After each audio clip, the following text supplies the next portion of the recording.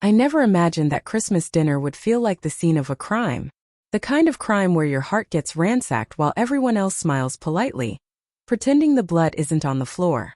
I was standing in the doorway of my parents' dining room, the air thick with the aroma of roasted turkey, cinnamon, and pine. Lights twinkled on the tree, garish and cheerful, but to me it felt like a mockery. An audience watching the unmasking of my humiliation. And then I saw her. My sister Lauren, radiant as ever, in a scarlet dress that hugged her in all the ways she knew I would envy. She was laughing with a voice so precise, so calculated, it didn't belong in our house. Her gaze flicked toward me, and that tiny smirk, barely perceptible but sharp enough to cut through my chest, was the first bullet in the ambush I didn't know I was walking into. "Isn't this your little sister?" I heard a voice beside her, the deep, smooth tones of her boyfriend, and shock hit me in a way I hadn't expected. James. Ew. Confident, magnetic, terrifyingly competent. My heart thudded, not because of him, but because of what Lauren was about to do. Lauren leaned closer to me, eyes glinting like knives hidden in satin gloves. "Oh, honey," she cooed, loud enough for James to hear.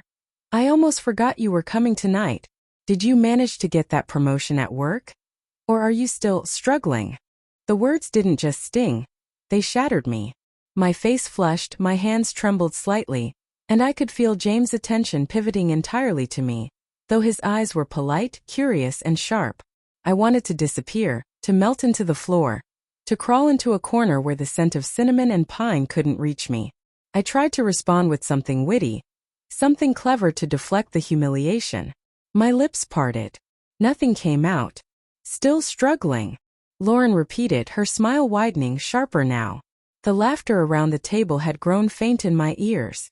My mother's eyes flickered between us, betraying amusement and unease, while my father just sipped his wine, oblivious or pretending to be. It was in that silence, that pregnant pause, that James leaned forward slightly. "Lauren, I didn't know your sister worked in your field?"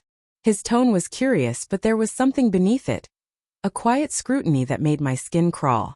Lauren's smirk faltered just a fraction. I noticed it immediately. "Oh yes," she said, recovery rapid, almost rehearsed. "She's not as ambitious as I am, obviously." The words were daggers, and each one landed with perfect precision. And then I saw it, the flicker in James' eyes, the narrowing, the subtle twitch of his jaw. Something in him shifted, and I didn't yet understand what, but instinct told me this wasn't going to end well for Lauren. I forced myself to sit, my chair scraping slightly against the hardwood, a noise I imagined everyone noticed. My heart was pounding, a relentless drum. I wanted to disappear.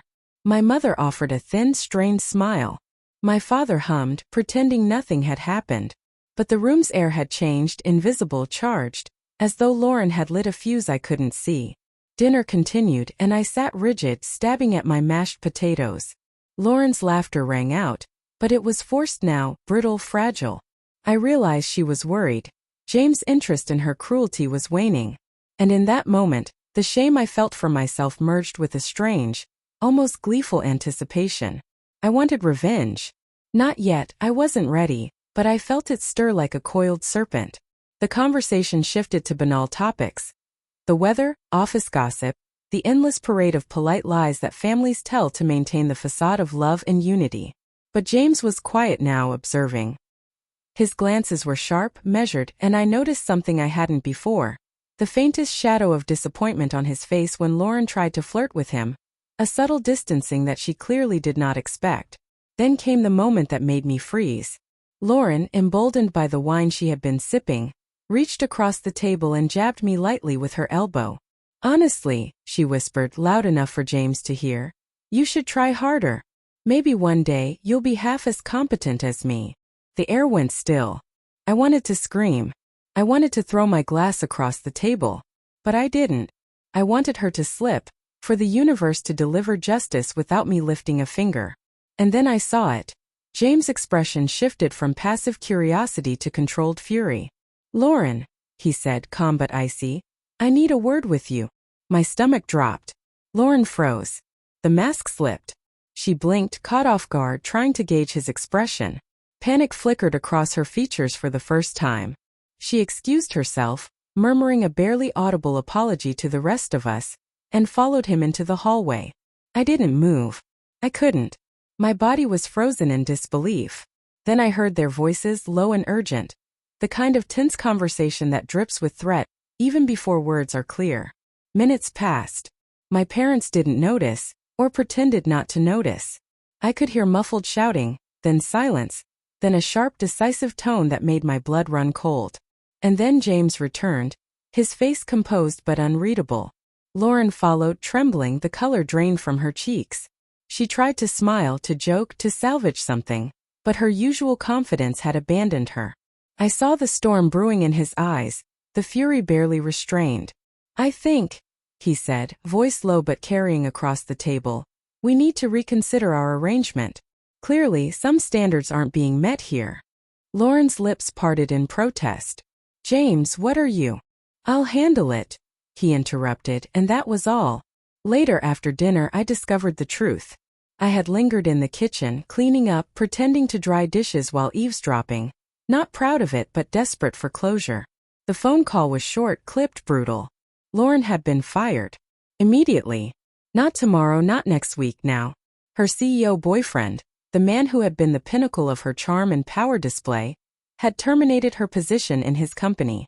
My heart thrummed with a strange cocktail of shock, vindication, and guilt. I didn't revel in it, not exactly. But I couldn't deny the satisfaction, bitter though it tasted.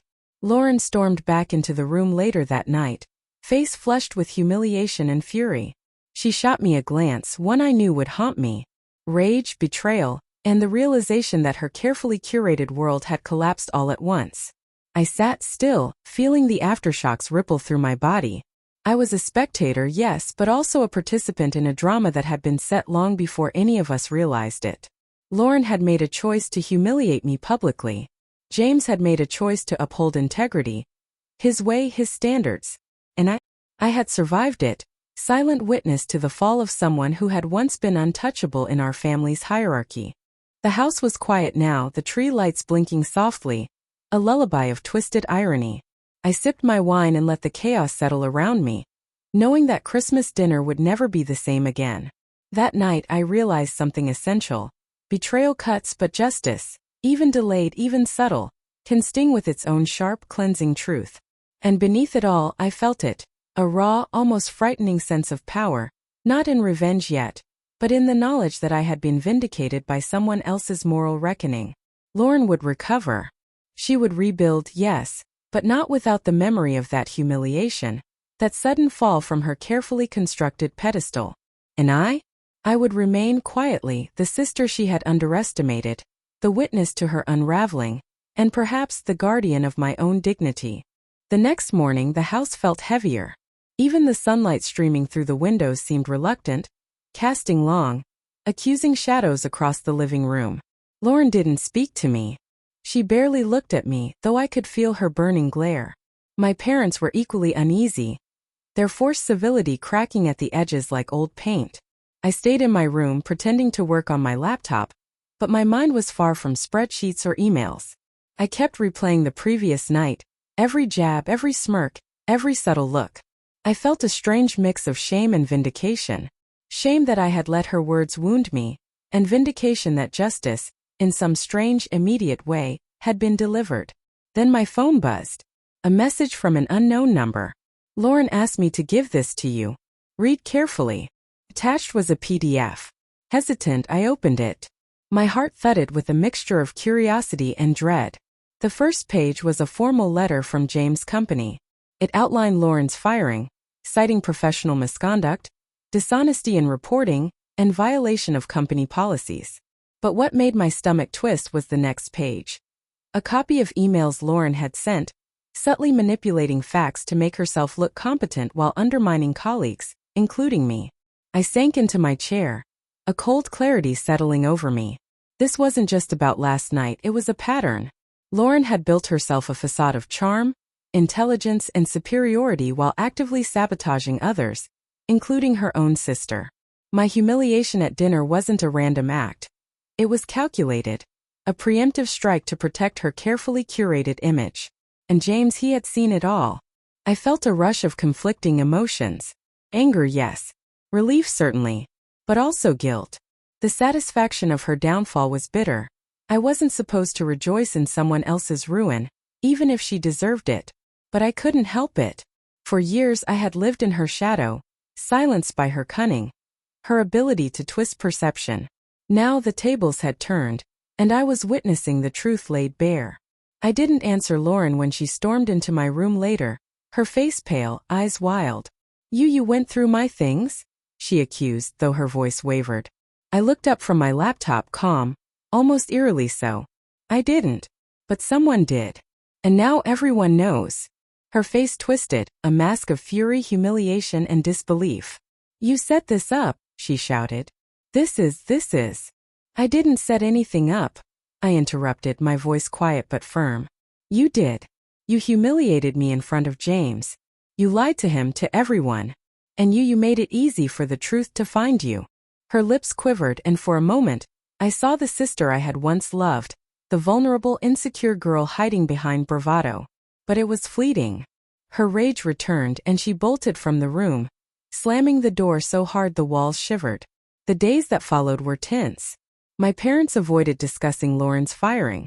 She, in turn, refused to speak to anyone but our father, demanding explanations, apologies, forgiveness, none of which she would receive. I stayed silent, letting events unfold, observing her unraveling with a careful detachment I barely recognized in myself. And then came the emails from James. Short, polite, professional, but with an undertone that carried an undeniable weight. To clarify, this was not personal. The decision was based on documented conduct and breaches of professional ethics. "I hope you and your family can move forward from this incident. Respectfully, James." Even through the cold professionalism, I could sense a quiet authority, a moral clarity that Lauren lacked. She had underestimated him. She had underestimated the power of integrity. Weeks passed. Lauren tried to rebuild, to salvage her career, but everywhere she went, there was a subtle mark, a shadow of her downfall. She was competent, yes, but now credibility carried a heavier price. I watched from a distance, a strange mix of pity and satisfaction coiling in my chest. For me, life changed in subtler ways. I felt taller somehow, having survived the storm unbroken. My confidence, long buried under her manipulations, began to resurface. I started speaking up at work, asserting myself in ways I never dared before. And though the world hadn't changed, my perception of it, and of myself, had shifted irrevocably. Then came the confrontation I hadn't expected. One evening, months later, Lauren appeared at my apartment unannounced. Her face was pale, her eyes red from crying. She didn't knock. She just stepped in, letting the door close behind her. I need to talk," she stammered, her voice barely above a whisper. I didn't respond immediately, studying her like one studies a fragile glass sculpture, beautiful yet perilously close to shattering. I was wrong," she said finally, collapsing onto my couch. "About everything. About the lies, about humiliating you, about underestimating people. I see that now. And I want to make amends." I felt a strange swell of emotion. Anger, disbelief, even the tiniest spark of compassion. It would be easy to reject her, to let her suffer indefinitely. But I also knew that true strength lay not in retaliation, but in resilience. "You hurt a lot of people," I said softly. "Not just me. Not just James. Yourself too." She nodded, tears slipping freely now. "I know. I don't expect forgiveness. But I needed to tell you the truth. I needed you to hear it from me finally." I leaned back, letting the silence stretch between us. For a moment, the past few months, the humiliation, the betrayal, the lessons learned, hung like a weight in the room. And then I realized something. This was closure, not victory. It wasn't revenge, it wasn't triumph. It was the delicate, hard-earned equilibrium that comes when the truth finally lands, when deceit falls away, and when you finally can breathe. Lauren left that night without another word. She didn't apologize formally, didn't try to reclaim what she had lost. She merely acknowledged her failures and vanished from my immediate world.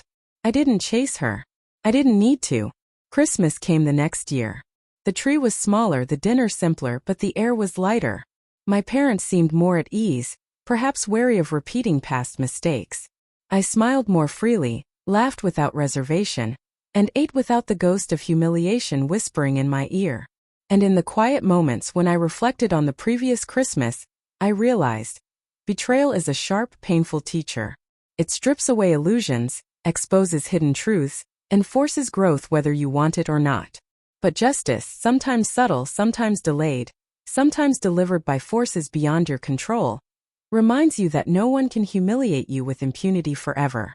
James never returned to our home, and Lauren never regained the easy dominance she once wielded. Life moved on, inevitably, relentlessly. And I moved on too, not unscathed but stronger, tempered by fire, and deeply aware of the fragile, intricate web of human relationships. The memory of that Christmas would linger always, but instead of a wound it became a scar, a reminder that even in the darkest, most humiliating moments, integrity, patience, and quiet resilience can prevail.